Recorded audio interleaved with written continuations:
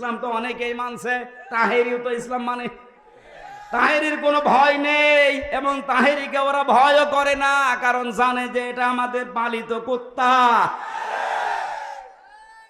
কিন্তু যেটাকে ভয় করে সেটাকে আমার আল্লাহ যেন জমিনে প্রতিষ্ঠা দিয়ে দেখাতে চাচ্ছে। শিরিক বেদাত এই দেশে জারি করার পেছনে যারা দায়ী, তার ভেতরে এই সুন্নি নামধারী এই শয়তানরা উল্টা পাল্টা সুন্নত জারি করিস। কবরে যে সেজদা দিচ্ছে, পায়খানা বাবা পর্যন্ত মানুষ ইসলামকে হাসির পাত্র বানিয়ে ফেলেছে এই শয়তানগুলো। নামের শেষে উল্টা পাল্টা ডিগ্রি লাগিয়ে বিশাল আল্লামা হয়ে বসে আছে। ওর পেটে বোম মারলে যদি সূরা ইখলাস তাফসীর করে কাউকে শোনাতে পারে, আমি কথা বলবো না। আন্দাজে নামের আগে বিশাল আল্লামা লিখে, ওদের কাজই শুধু রাম আর বামদের কাছ থেকে টাকা পয়সা খেয়ে শিরিক আর বেদাত জারি করা। কখনো খপ্পড়ে পড়বেন না জালেমদের, এরা আরো বড় জালেম। যারা শিরিক করে এরা বড় জালেম। ইন্নাশ শিরকা লাযুলমুন আযীম। যারা শিরিক করে তারা সবচাইতে ভয়ঙ্কর জুলুম করে আল্লাহর সাথে। আর এগুলো এরা চালু করছে, কবর কেন্দ্রিক, মাজার কেন্দ্রিক, বাবা কেন্দ্রিক, দরবার কেন্দ্রিক যত কিছু আছে সবগুলোর সাথে শিরিকের সম্পর্ক। আমরা আল্লাহর ওলিদের মাজার সম্মান করি, তাদের জন্য দোয়া করি, কিন্তু সেগুলো নিয়ে আমরা ব্যবসা করে খেতে চাই না। আমার জীবনের একটা আফসোস, আমার বাড়ি কুষ্টিয়ায়। এমন একটা জেলায় আল্লাহ আমারে পাঠিয়েছে, সারা পৃথিবীতে একটাই মাত্র জেলা যেখানে পুলিশ পাহারা দিয়ে গাঁজা খাওয়া। হ্যাঁ, আপনার এই লালমনিরহাট কুড়িগ্রাম থেকে মানুষ যায় নিরাপদে নিশ্চিন্তে গাঁজা খাওয়ার জন্য, কারণ ওখানে পুলিশে পাহারা দিয়ে গাঁজা খাওয়াচ্ছে। আমার আফসোস এই জেলায় জন্ম নিয়ে আমি বাইরে গিয়ে মুখ পাই না, এই কারণে না। আর এই বড় বড় শিরিকের বিরুদ্ধে কথা বল, আর শিরিকের আঁকড়া তোমার জেলায়, আমি করবো কি? ওগুলো তো চালু করে রেখেছিল শয়তানরা। এত মাজার ভেঙে দিল, শয়তানের মাজার ভাঙলো না কেন আল্লাহ জানে। মাজার কেন্দ্রিক যে ব্যবসাগুলো হচ্ছে এখনো, এগুলো সব ভেঙ্গে গুড়িয়ে দেওয়া দরকার। আল্লাহর ওলিদের মাজার আপনি ওসমানের মতো কবর একবার সমান করে দিন, দিয়ে একটা পাথর রেখে দিন। জিজ্ঞেস করেন যারা হাসি আছে হযরত ওসমানের কবর, মসজিদে নববীর পাশে যে কবরস্থান ওখানে আছে, খালি একটা পাথর দেওয়া। সে একটা জান্নাতি মানুষ, তার কবর সমান একটা পাথর দেওয়া। আর গরু ছাগল মরে গেছে এই দেশে, কবর 3 তলা বানিয়ে বসে আছে। আল্লাহর যে ইচ্ছা, এই ইচ্ছা এখন বাস্তবে রূপ দেওয়ার সময়। আল্লাহ যেন এটা রূপ দেন। আল্লাহ বলেন অনুমাক্কিনা লাহুম ফিল আরদ, আমি জমিনে প্রতিষ্ঠা করে দেব তাদের। কেন? আমি ফেরাউনকে দেখাতে চাই। ফেরাউন আছে না, আমি হামানকে দেখাতে চাই। হামান ছিল ফেরাউনের মন্ত্রী। যারা মন্ত্রীতে ছিল এই দরবেশ বাবা সহ প্রত্যেককে আল্লাহ দেখাতে চায়। ও জুনুদাহুমা, তাদের সৈন্য সমর্থন, তাদের দলীয় লোককে আমি দেখাতে চাই। কি? মিনহুম মা কানু ইয়াহদারুন, যাদেরকে ওরা ভয় পেত তাদেরকে আমি জমিনে প্রতিষ্ঠা দেব। আল্লাহ এই আয়াতটা যেন সামনে আমাদেরকে দেখান। এর সময় এসে গেছে। এই কথা বলেন না কেন? যে অবস্থা শুরু হয়েছে এখন, যদি আপনারা দলে বিদলে বিভক্ত হয়ে, বারবার মির্জা আব্বাস কয়েকদিন আগে ঘোষণা দেয়নি যে এখন যদি আপনি দেখেন দলে বিদলে বিভক্ত হওয়া, বুঝবেন ওই জালেমরা ষড়যন্ত্র করে এই দেশে আসার চেষ্টায় আছে। এটা আবার হতে দেবেন? আবার আল্লাহর কথা বলতে গেলে এরকম শয়তানদের কাছে 14 বার অনুমতি নেওয়া লাগবে। ওই পরিবেশ আমরা আর দেখতে চাই না। কথা বলেন ঠিক কিনা? এই জন্য মাজলুম আমরা যারা, সে যে দলের লোক হন, ওই 14 দল বাদ দিয়ে মাজলুম যারা, তাদের কোনো দল নেই, তারা সব এক। আরো জোরে বলেন। তারেক জিয়া সাহেবের পিএস আমার সাথে 3টা বছর ছিল, অপু ভাই। বহু সাহায্য সহযোগিতা ভেতরে আমার করেছে, কারণ ওখানে যে অবস্থা, 24 ঘন্টা ফাঁসির কন্টেম ছেলে আমারে তালাবদ্ধ করে রাখতো। এ লোকটার উপকারের কথা আমি ভুলি নাই, ভুলবো না। আল্লাহ যেন তাকে দুনিয়া আখিরাতের সর্বোচ্চ মর্যাদা দান করেন। আমার পেছনে খাটাখাটনি করেছিল, আমার পেছনে কষ্ট স্বীকার করেছিল মাওলানা মামুনুল হক, মাওলানা সাখাওয়াত হোসেন রাজি। এদের 2 জনের অবদান আমার প্রতি বেশি। মুফতি ফখরুল ইসলাম আমার সাথেই ছিল, বহু কষ্ট স্বীকার করেছে তারা আমার জন্যে। আমি ছোট মানুষ ছিলাম তাদের সবার চাইতে। আমার বাবার বয়সী সব। মামুন সাহেবের বয়স এখন 52, আর আমি এখন 33। সাখাওয়াত ভাইয়ের বয়স এখন মনে হয় 48। মুফতি ফখরুলের বয়স এখন প্রায় 50।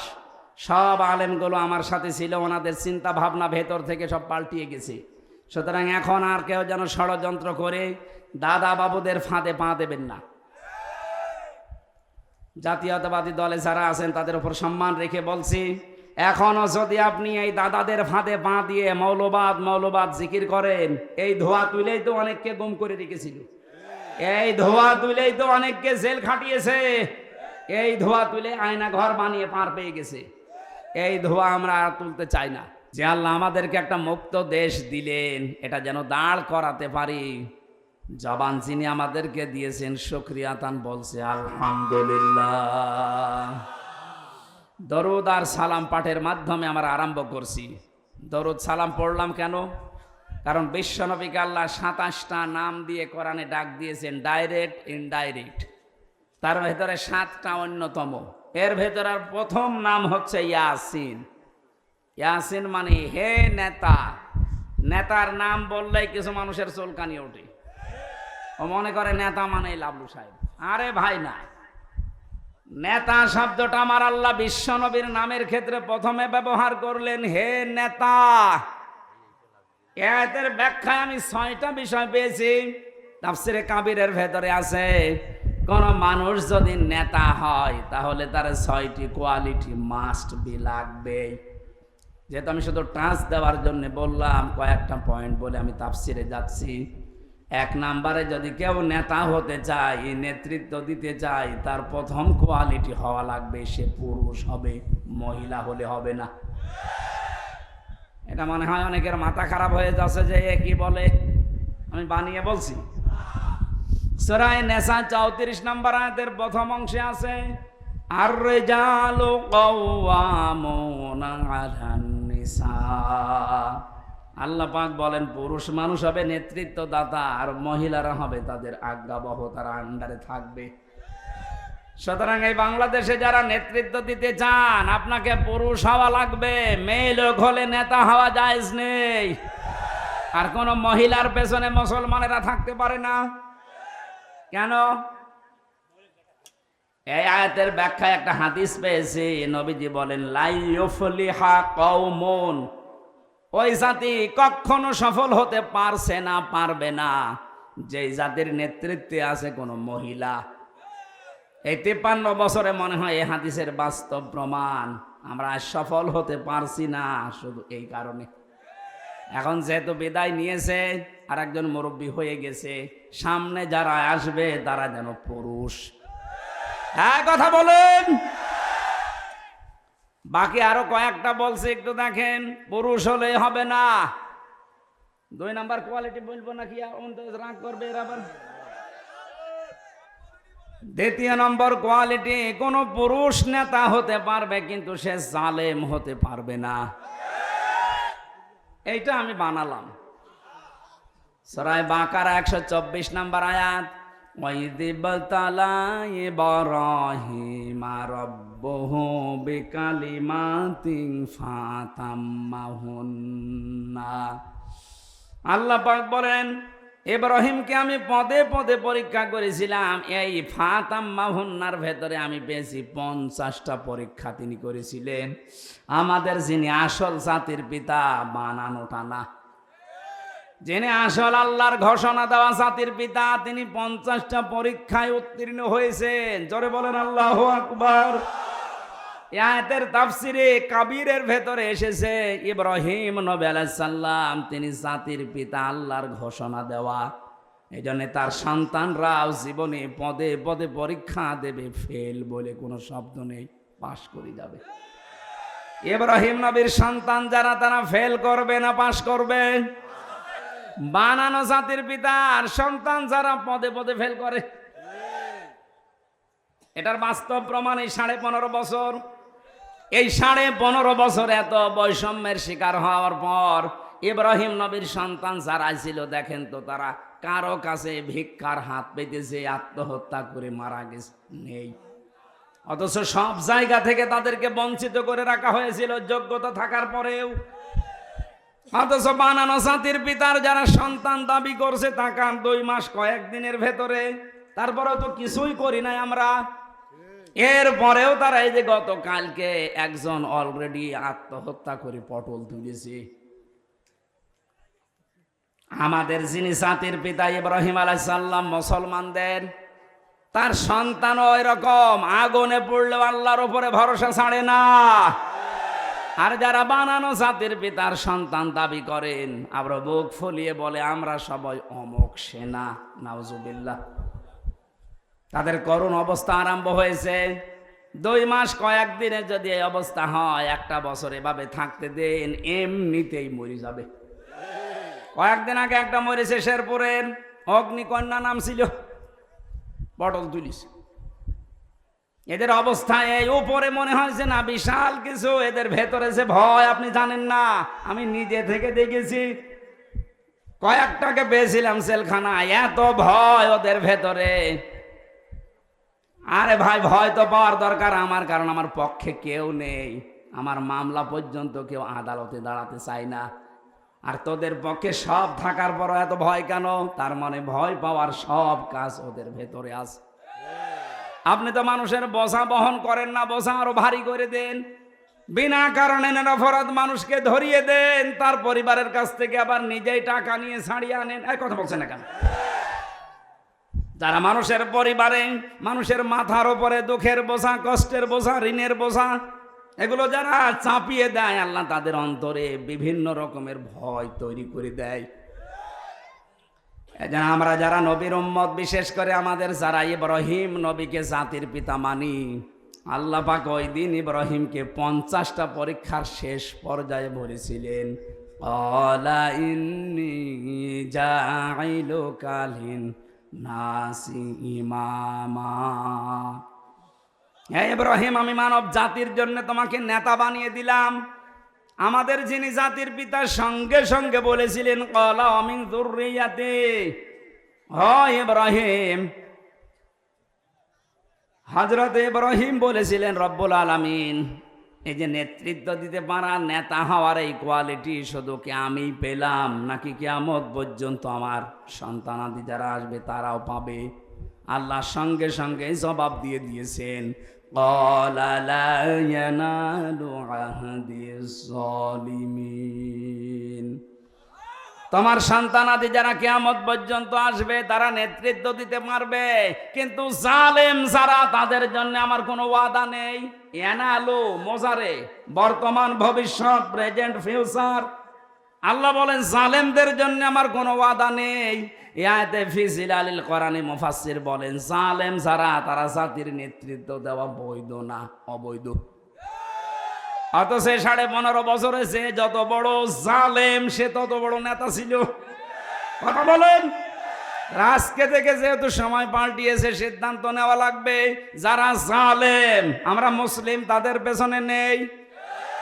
নেতা হওয়ার কোয়ালিটি এইটা। এটা যদি সামনে থাকে, আমার মনে হয় সামনে যারা আসবে তারাও ভয় পাবে না। জালেমের পেছনে যে দেশের 96% মুসলমানই নেই, আমারে ওখানে বসাবে কে? নেতা হওয়ার 3 নাম্বার কোয়ালিটি হচ্ছে আল্লাহ এবং রসুলকে যে মেনে চলবে, সে নেতা হতে পারবে। সূরা নিসার 59 নাম্বার আয়াত। এখন যদি বলেন যে আয়াতগুলো কেমন কেমন লাগছে, কোন হুজুর নিয়ে আসবেন, নিয়ে এসে বসিয়ে রাখেন। ইয়া আইয়ুহাল্লাযীনা আমানু আতিউল্লাহা ওয়া আতিউর রাসূলা ওয়া উলিল আমরি মিনকুম। আল্লাহর ইতাআত করো, রাসূলের ইতাআত করো, আর তোমাদের ভেতরে যারা নেতা, উলিল আমর যারা, তাদের মেনে চলো।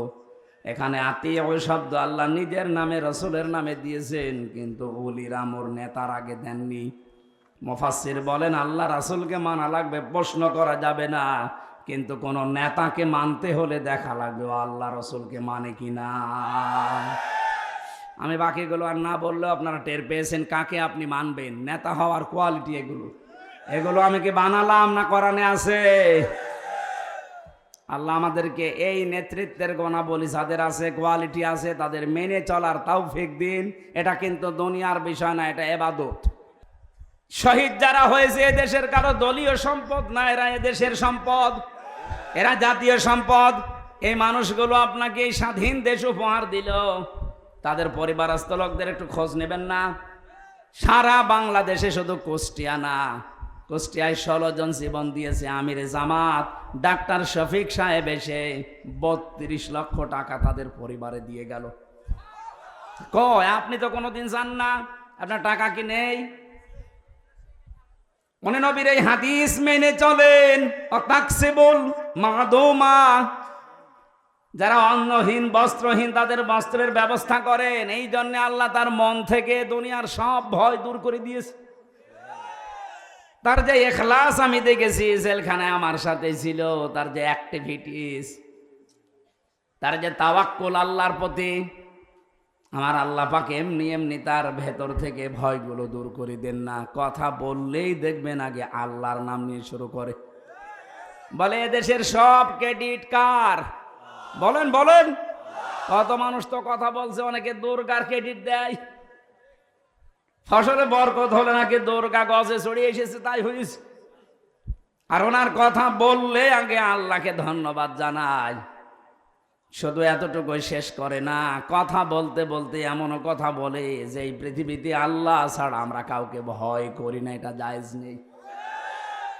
আপনি শুধু জেলে না, ফাঁসি না, 14 বার ফাঁসি দিলেও তারে মনের পরিবর্তন করতে পারবেন না। কেন? আজকের তেলাওয়াত কিন্তু আয়াতে এগুলো আছে, আমি মিলাবো ইনশাআল্লাহ। বাকি আয়াত হাদিসের সব কথা বলতে পারলাম না, কয়েকটা কথা শেষ করলাম। যারা এই দুনিয়াতে মানুষের বোঝা, সব ভারী ভারী বোঝা দিয়ে গেলেন, আপনি নবীর উম্মত নেই। যদি উম্মত হতে চান, আবার দয়া করে নতুন করে কালিমা পড়েন। আজকের তেলাওয়াত কিন্তু আয়াত আপনারা দেখলেন, সূরা কাসাস 1, 2, 3 তিনটা আয়াত পড়েছি। আমরা তাফসীর আকারে কথা বলবো বলে বসলাম। আপনারা চলে যাবেন নাকি? হ্যাঁ, জবান খুলে পড়েন। আউযু বিল্লাহি মিনাশ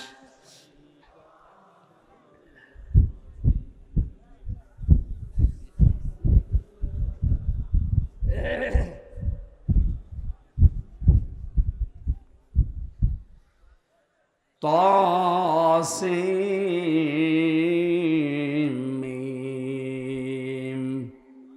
সূরা কাসাস, কাসাস মানে ঘটনা সমূহ।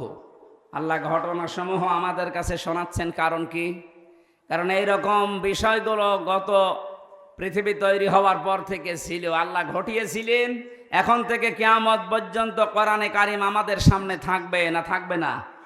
এরকম পরিস্থিতি যদি আসে, আল্লাহ এই ঘটনাও ঘটাবেন। এইটাই তার প্রমাণ। এটা প্রমাণ দেওয়ার জন্যে আল্লাহ এগুলো নাজিল করলেন, আমরা যেন হতাশ হয়ে না পড়ি। সূরা কাসাসের প্রথম আয়াতে আল্লাহ হারফে মুকাত্তাআত দিয়েছেন। কোন তাফসীর কারক শুধু অনুমান ভিত্তিক কিছু অর্থ দিয়েছেন, কিন্তু আসল অর্থ জানেন আল্লাহ তাআলা নিজে। বিশ্ব নবীকে হয়তো জানিয়েছেন, কিন্তু নবী আমাদেরকে বলেননি। আল্লাহ পাক এটা বলার পরে এবার আরম্ভ করছেন, তিলকা আয়াতুল কিতাবিল মুবিন। এই আয়াতগুলো এখন যা আপনাদের সামনে তেলাওয়াত করা হবে, এইটা কিন্তু ওই কিতাবের আয়াত যেটা স্পষ্ট। আল্লাহর কোরআন আমাদের কাছে অস্পষ্ট না স্পষ্ট? আমরা মুখে মুখে বলছি স্পষ্ট, কিন্তু দেশের 100 জনের 95 জন হক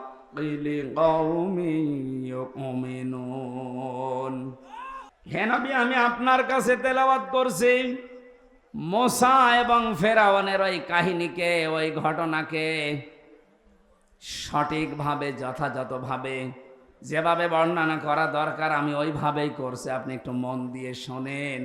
লিকাউমি ইউমিনুন, যে জাতি বিশ্বাস করে, যারা মুমিন বলে দাবি করে, এই জাতির জন্য এখানে কিছু আছে। আপনি এবার 1500 বছর আগে না এটা নাজিল হওয়া, হাজার হাজার বছর আগে এই যে কথাগুলো শোনানো হচ্ছে, এটা দুনিয়াতে ঘটেছে।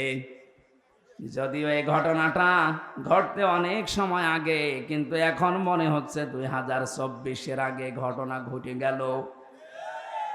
আল্লাহ পাক বলেন, ইন্না ফিরাউনা, অবশ্যই ফিরাউন, আলা ফিল আরদ, জমিনের ভেতরে সে নিজেকে প্রতিষ্ঠিত করার জন্যে, তার কর্তৃত্ব, তার বড়ত্ব, তার মহত্ব, তার একত্ব প্রকাশ করার জন্যে, প্রতিষ্ঠা করার জন্য একেবারে সব দিক থেকে এইটা নিয়েছিল, বেঁধে নিয়েছিল।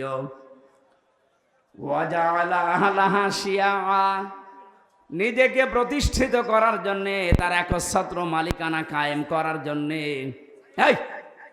এদিকে খেয়াল করো, ফেরাউন তার নিজের দেশে নিজেকে প্রতিষ্ঠিত করার জন্য যেই কয়টা কাজ হাতে নিয়েছিল, তার এক নম্বরে কাজ ওই দেশে যারা ছোট ছোট দলে বিভক্ত ছিল তাদেরকে আরো ছোট ছোট দলে বিভক্ত করে করে ফায়দা লুটেছিল।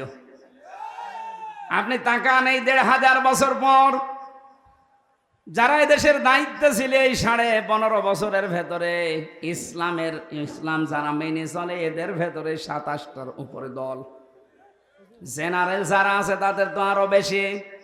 এই ছোটখাটো দল বিদলে বিভক্ত করে ওরা নিজেরা স্বার্থ সিদ্ধি করে এতদিন আমাদের মাথার উপরে কাঁঠাল ভেঙে খাচ্ছে। এই কর্মসূচি ছিল ফেরাউনের। কার? এটা যেন এরা গ্রহণ করে নিয়েছিল।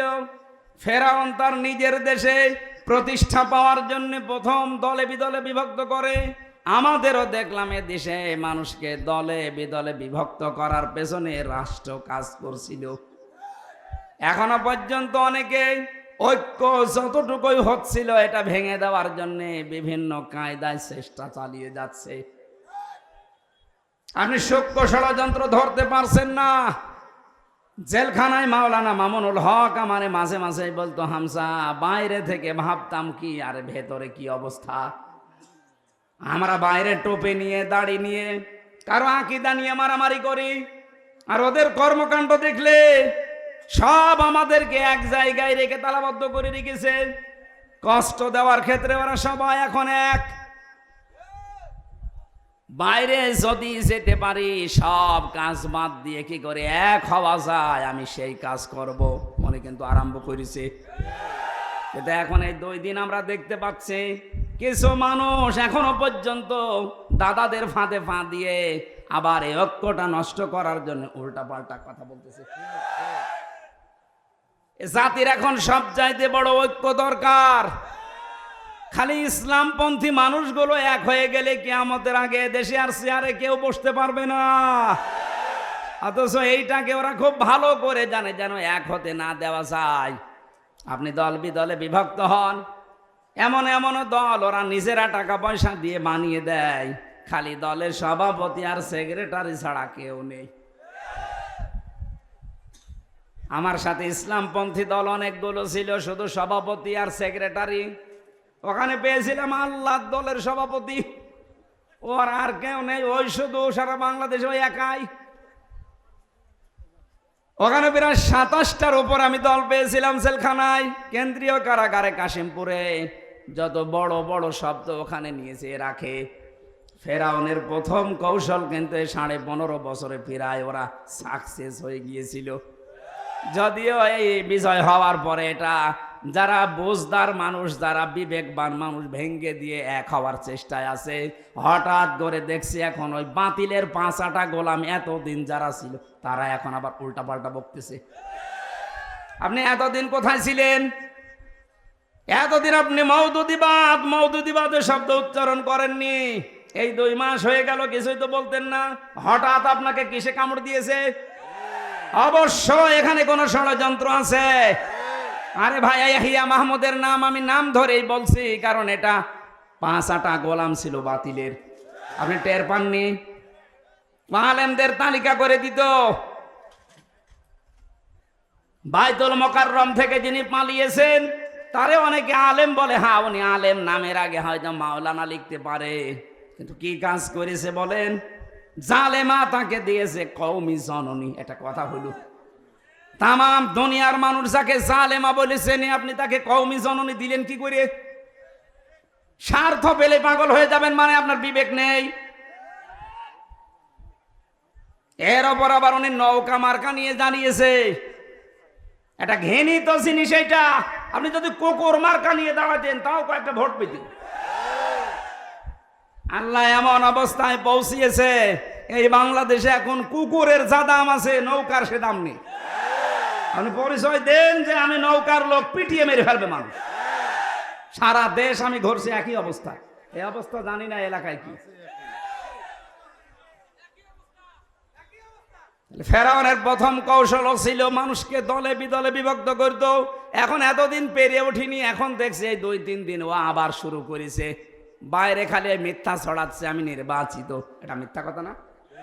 এই মিথ্যা কথা না এটা? সারা বাংলাদেশে মাসলুম আমরা যারা আছি, সে বিএনপি বলেন, ওই 14টা দল বাদ দিয়ে সবাই মজলুম কম বেশি।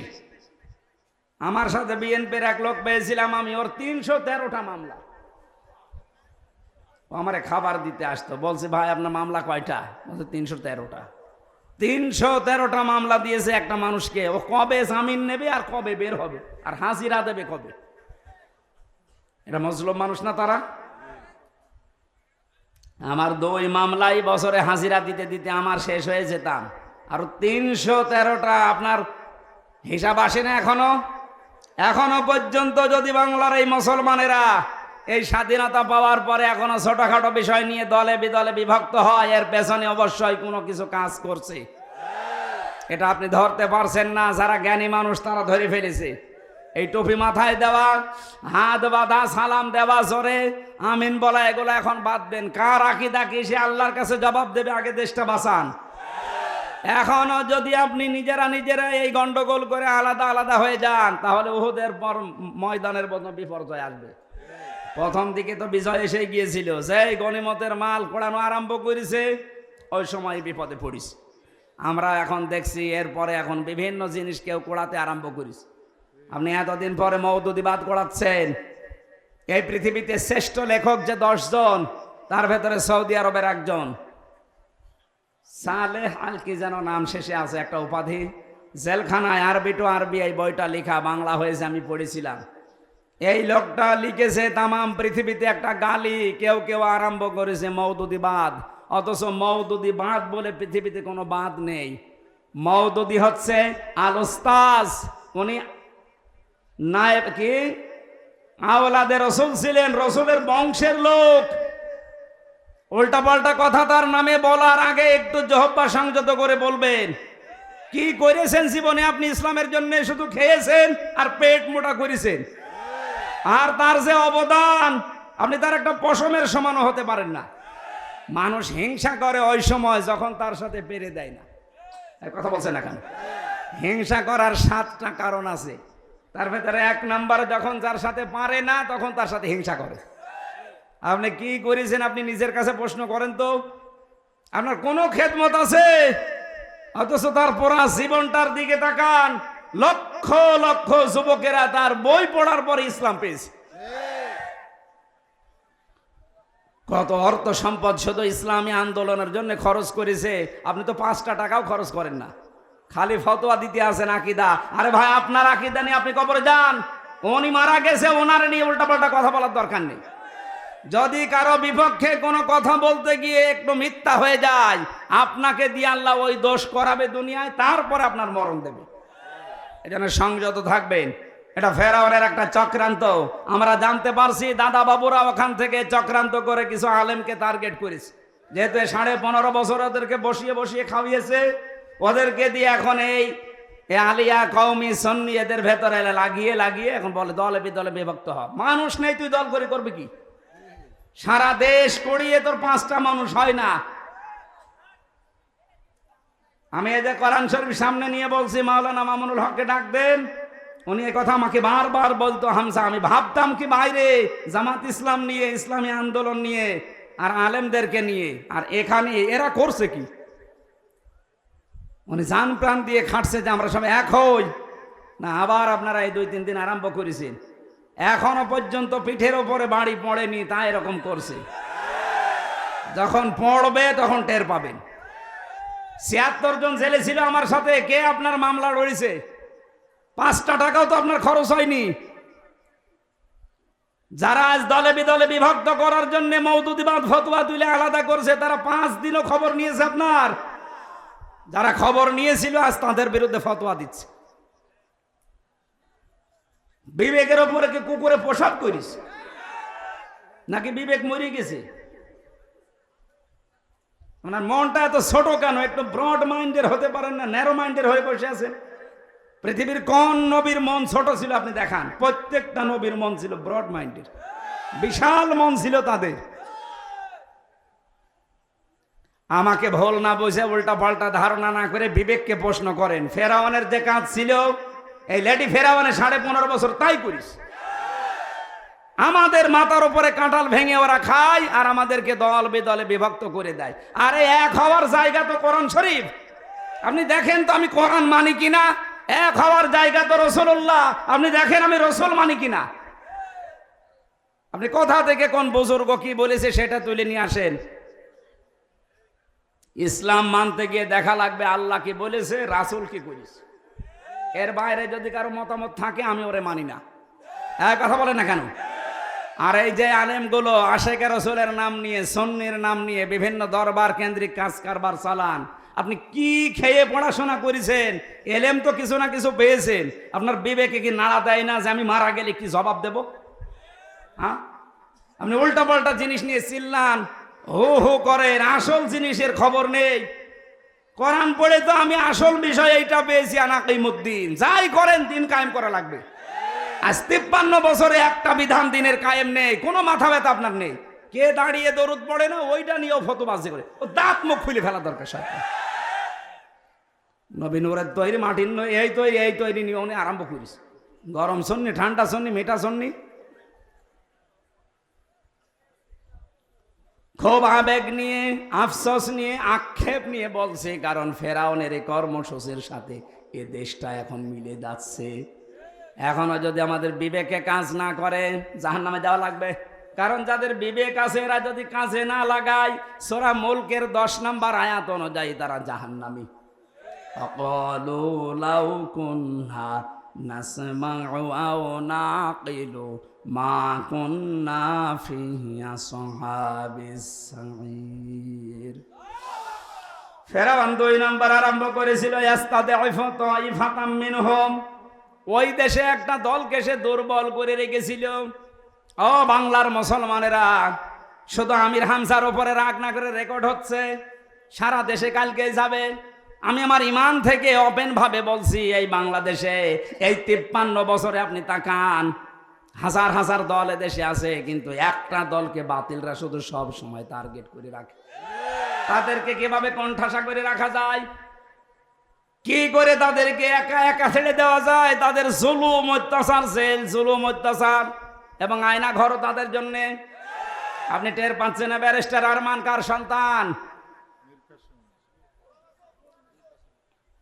মীর কাসেম আলীর সন্তান ব্যারিস্টার আরমান। আমান আজমি কার সন্তান? গোলাম আজমের। কারা আয়না ঘরে, কারা জেলখানায়? আমার ভার্সিটির ওয়ালিউল্লাহর মুকাদ্দাস ইসলামী ছাত্র শিবিরের 2 জনকে আজ 10 বছর হয়ে গেল গুম করে দিয়েছে, এখনো খোঁজ নেই। আপনি টের পান না? এরপরও কারা এই দেশে অত্যাচারিত, নির্যাতনের শিকার, জুলুমের শিকার, আয়না ঘরের শিকার, মামলা হামলার শিকার, বছরের বছর জেল খাটে কারা? কোরআনের আয়াতের সাথে মিলান। ফেরাউন ওই সময় চেয়েছিল একটা দলকে টার্গেট করি, সে দল ছিল মুসা নবীর দল। এক কথা বলেন না কেন? আজও বাতিলরা যাদেরকে টার্গেট করে বুঝবেন ওইটাই নবীদের দল। এদেশের গুরুত্বপূর্ণ জায়গাগুলোতে নবীওয়ালা মানুষগুলো যাওয়া দরকার। হ্যাঁ, এখন যাকে দিয়েছে বাইতুল মোকাররমে, ওনার সম্পর্কে আমি যতটুকু জেনেছি উনি ভালো আলেম, জ্ঞানী মানুষ, কিন্তু এতদিন ওনার কোনো কর্মকাণ্ড, অ্যাক্টিভিটিস তো এই দেশে আমি কোনোদিন পাইনি, দেখিও নি। এই কথা বলেন না কেন? জীবন হাতে নিয়ে যারা এই 53 বছর বেরিয়েছে, এইরকম একজন মানুষকে ওখানে দেওয়ার দরকার ছিল। হ্যাঁ, দিয়েছেন ভালো, কিন্তু ওনার কাজ করা লাগবে। ওই আগেরটার মতো দালালি করলে কিন্তু সমস্যা আছে। এটা আর ওই জামানা নেই। 24 সাল পার হচ্ছে এখন। এখন আমরা চাই যারা আসবে, যারা ঘাত প্রতিঘাত সহ্য করে জীবন হাতে নিয়ে বছরগুলো কাটিয়েছে, তারা এখানে থাকবে। যদি না থাকে, যিনি আছে এমন কথা বলা লাগবে, এমন কাজ করা লাগবে যেন দেশে ইসলামের কাজ হয়। এমন এমন ফতোয়াবাজি করার দরকার নেই যেটার দ্বারা উম্মতের আরো ঐক্য নষ্ট হয়। কে আমিন জোরে বলে, কে আমিন আসতে বলে, ওই নিয়ে ফতোয়াবাজি করার সময় এখন না। এখন সময় আমাদের সব এক হওয়া, এটা সবচাইতে বড় ফরজ। গত 3 দিন আগে আমার অনুষ্ঠান ছিল যশোরে, ঝিকরগাছা। মাওলানা মামুনুল হক আর আমি, আমাদের 2 জনের আলোচনার বিষয় এক, যে যা করছে এগুলো এখন বাদ দেন। এই ফতোয়াবাজি করে করে কিন্তু এটা ফেরাউনের একটা চক্রান্ত। যেহেতু ফেরাউন নেই, তার উত্তরসূরি এখনো মারা যায়নি, তারা আছে, তারা চেষ্টা করে যাচ্ছে। ওরা একটা দলকে টার্গেট করেছিল, কথা বোঝার চেষ্টা করেন ভাই। 3 নাম্বার তার কর্মসূচি ছিল ইউসাব্বিহু আবনাহুম ওয়া ইস্তাহয়ি নিসাহুম। সে ওই দেশের পুরুষদেরকে মেরে ফেলতো আর মেয়েদেরকে বাঁচিয়ে রাখতো। এর 2টা অর্থ। 1 নম্বরে মেয়েদের চাকরি বাকরি দেওয়ার মাধ্যমে মেয়েদেরকে সে বাঁচিয়ে রাখতো ভোগ করার জন্যে, আর পুরুষদেরকে চাকরিহীন করে কর্মহীন করে স্ত্রীর দাস বানিয়ে রাখতো। আপনি দেখেন এই দেশে 15.5 বছরে মেয়েরা ম্যাট্রিক ফেল করলেও 3টা চাকরি পায়, আর ছেলেরা অনার্স মাস্টার্স করে চাকরি নেই। এটা ফেরাউনের একটা কৌশল।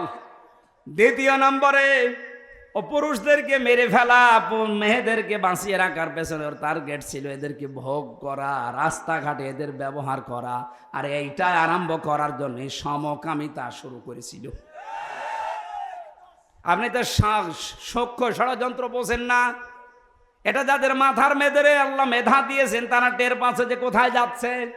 আমি গত পরশুদিনও কয়েকটা এসপির সাথে সাক্ষাৎ করেছি, ওনার ওই বৈষম্যের শিকার ছিলেন। 15.5 বছরে তাদেরকে ওএসডি করে রাখা হয়েছিল। হঠাৎ সরকার আসার পরে তারা আবার এখন জায়গা মতো দিয়েছে। তারা আমার সাথে গোপন বৈঠক করে একান্তে কথা বলার পরে যে কথাগুলো আমারে জানিয়েছে, আল্লাহ কোথায় আছি আমরা, আর এরা কি চিন্তা ভাবনা করছে। খুব শক্ত ষড়যন্ত্র চলছে, কিন্তু যারা এগুলো করছে তাদের হয় বাদ দেন, নাই তালাবদ্ধ করে রাখেন। এগুলোর মাথা খারাপ হয়ে গেছে। আজ উম্মতের সামনে যারা ওকে ফাটল ধরাতে চাচ্ছে, হয় এদের মাথা খারাপ, নাই তো এদের পেছনে কেউ আছে। আল্লাহ বলেন ইন্নাহু কানা মিনাল মুফসিদিন, কারণ ফেরাউন ছিল ফ্যাসাদ সৃষ্টিকারী। তার মানে ফাসাদ, বিশৃঙ্খলা, স্বৈরাচারী, সন্ত্রাসী এই কর্মকাণ্ড করার জন্য কর্মসূচি বললাম কয়টা? 3টা। বলেন তো কয়টা? 1 নম্বরে বলেন 1 নম্বরে কোরআনে কারীম জানাচ্ছে দলে দলে বিভক্ত করে দেওয়া। 2 নম্বরে একটা দলকে টার্গেট নিয়ে কোণঠাসা করে রাখা। 3 নম্বরে ওই দেশের পুরুষদেরকে মেরে ফেলা বিভিন্ন কায়দায়, আর মেয়েদেরকে এগিয়ে দেওয়া। এই 15.5 বছরে এইটা চলছিল। কিন্তু আল্লাহ পাক হঠাৎ করে বলেন আমার সিদ্ধান্ত আমি একটা পাল্টিয়ে ফেলেছি। ওয়ানুরিদু আন্না মুন্না আলাল্লাযীনা ইসতাদঈফু ফিল আরদি। এখানে যে ইচ্ছার কথা জানাচ্ছেন কে? আরো জোরে। ওই আল্লাহ এখন আর নেই। উনি বলেন আমি ইচ্ছা করলাম কি জানো, ফেরাউন যখন এই কাজ কারবার গুলো আরম্ভ করেছে তখন আমি একটা ইচ্ছা করলাম। কি সেটা? ওই দেশে যাদেরকেও দুর্বল করে রেখেছিল ওই দুর্বল দলের উপরে আমি আল্লাহ অনুগ্রহ করলাম, তাদের উপরে আমার রহমত, দয়া, মায়া আমি নাজিল করলাম। ওই দেশের মানুষের মন তাদের দিকে আমি আল্লাহ ঝুঁকিয়ে দিলাম। আমার তো মনে হচ্ছে 2024 সালের 5 আগস্টের পর থেকে আল্লাহ এই আয়াতটা আমাদেরকে দেখাচ্ছেন। এদেশে যারা এতদিন দুর্বল ছিল, হীন ছিল, ছোট ছিল, যাদের উপর অত্যাচার, জুলুম, নির্যাতনের স্টিমরোল চলছিল, এখন জনগণের সিম্পিতি এখন সব তাদের দিকে। হ্যাঁ, কথা বলেন না কেন? আজকে অনলাইন জরিপ দেখেছেন না? এই দেশে 100 জনের 33 জন মাত্র জাতীয়তাবাদী দল যারা আছে তাদেরকে সাপোর্ট করছে। 100 জনের ভেতরে 133 জন। আমি এই রিপোর্টটা দেখলাম, নিচে কত কত কি ওঠে। জাতীয়তাবাদী দল লিখা 33 জন, জামাত ইসলাম লিখা 133 জন, আওয়ামী লীগ লিখা 2 জন, জাতীয় পার্টি 0। তার মানে ওরা থাকলেও এখন আর কথা বলছে না। এই 4টা দল দিয়েছে, বাকিটা আমার মোবাইলে কভার করছিল না, দেখতে পারি নাই। কোরআনের আয়াত আল্লাহ বলেন আমি সিম্পিতি তৈরি করে দেব, মানুষের মন ওই দিকে ঝোঁকাবো। আল্লাহ ঠিক ঝুঁকিয়ে দিয়েছে, কিছুই করা লাগছে না, শুধু দাওয়াত দিলেই মানুষ খাবলিয়ে খাচ্ছে। কথা বলেন না কেন? ওদেরকে আমি জাতির নেতা বানাবো, বানাচ্ছে না। সারা দেশের অবস্থা এক। এখন ইসলামপন্থী মানুষদেরকে মানুষ নেতা দেখতে চায়। ভ্যানালাকে জিজ্ঞাসা করছে কাকে চান, বলে ইসলাম যে মানে তারে চাই। নাজালাহুমুল ওয়ারিসিন, জমিনের আমি আল্লাহ তাদের উত্তরাধিকারী বানিয়ে দিলাম। সামনে আমার মনে হয় আয়াতটা দেখাবে আল্লাহ, এই জমিনটা ইসলামের হাতে তুলে দিয়ে নাজালাহুমুল ওয়ারিসিন আল্লাহ দেখাবে। কারণ কি? এর পরের আয়াতে জবাব দিয়েছেন অনুমাক্কিনা লাহুম ফিল আরদ, জমিনে আমি তাদের শাসন ক্ষমতাও দিতে চাই। কেন জানো? ও নরিয়া আন্না ও নরিয়া ফিরাউনা ওয়া হামানা ওয়া জুনুদাহুমা মিনহুম মা কানু ইয়াহযারুন, আমি আল্লাহ দেখাতে চাই ফেরাউনকে, হামানকে এবং তার দলবর্তী যারা আছে তাদের সৈন্যবাহিনীকে আমি দেখাতে চাই যে তারা যেটাকে ভয় করত সেইটাকে আমি আল্লাহ প্রতিষ্ঠা করে দিয়েছি। আপনি দেখেন সারা বাংলাদেশে এই জালেমেরা সবচাইতে বেশি ভয় পায় ইসলামপন্থীদেরকে। ইসলামপন্থীদের ভেতরে যারা সঠিক ইসলাম মানে তাদের